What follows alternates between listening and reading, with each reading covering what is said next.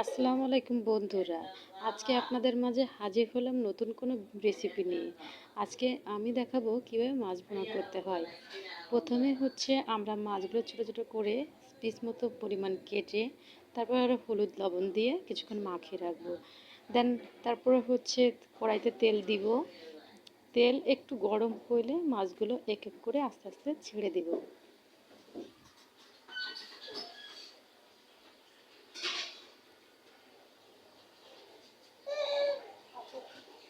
মাছগুলো ছেড়ে দিলাম, তো আমরা একটু অপেক্ষায় থাকি।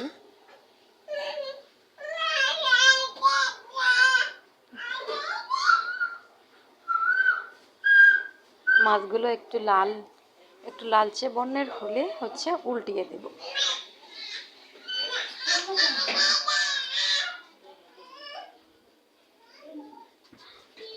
আসলে মাছ ভুনা খেতে কার না ভালো লাগে বলেন? মাছ ভুনা আসলে অনেক সুন্দর লাগে। আর বন্ধুরা, এখন আমাদের মাছ কিছুটা লালচে বর্ণের হয়েছে, বাদামি কালার। এখন আমরা উল্টিয়ে দেব, খুন্তি দিয়ে উল্টে দিলাম।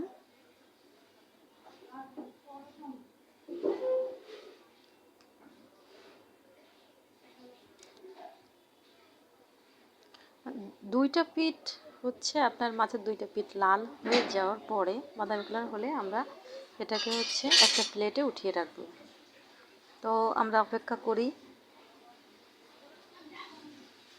আমাদের মাছটা হয়ে গেছে প্রায়।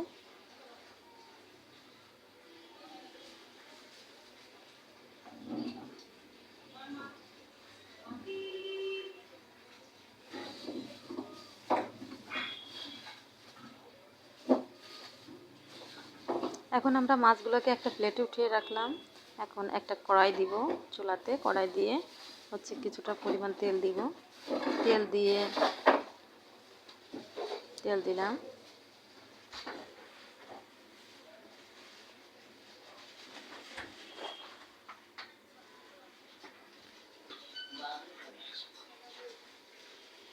হ্যাঁ, এরপর হচ্ছে তেলের ভিতরে পেঁয়াজ কুচি দিলাম, একটু নাড়াচাড়া দেই।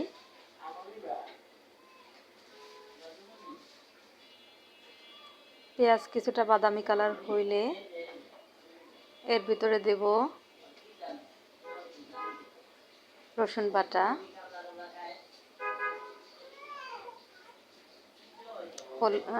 শুকনো মরিচের গুঁড়া দিব,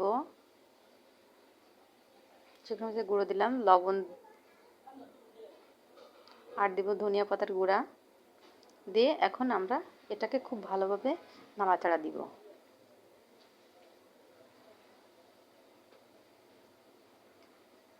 সামান্য পরিমাণে একটু পানি দিলাম।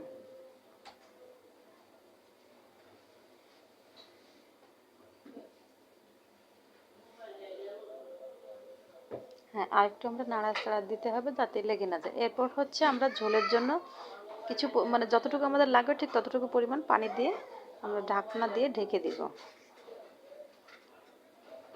এখন আমরা ঢাকনাটা উঠালাম এবং ঝোলে ব্লক আসছে। এখন আমরা মাছগুলো ছেড়ে দেব।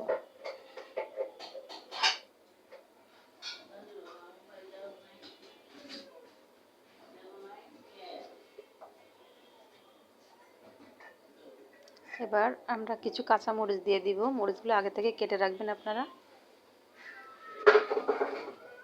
এরপর আমরা ঢেকে দিব। এরপর কিছুক্ষণ জাল দেওয়ার পর আমরা ঢাকনাটা উঠাবো এবং নেড়ে চেড়ে দিব। লবণ আপনারা পরিমাণ মতো দিবেন, বেশি দিলে হচ্ছে ভালো লাগবে না। পরিমাণ মতো লবণটা দিবেন। ঝোলটা যখন কমে আসবে তখন আমরা জিরার গুঁড়া দিয়ে আর একটু নাড়াচাড়া দিব। আপনারা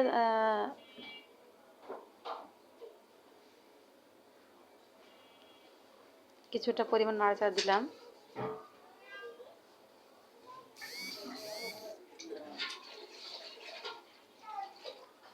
আমাদের ঝোলটা হয়ে গেছে। এখন আমরা একটা প্লেটে আমরা উঠিয়ে রাখলাম আমাদের আজকে আমি রুই মাছ ভুনা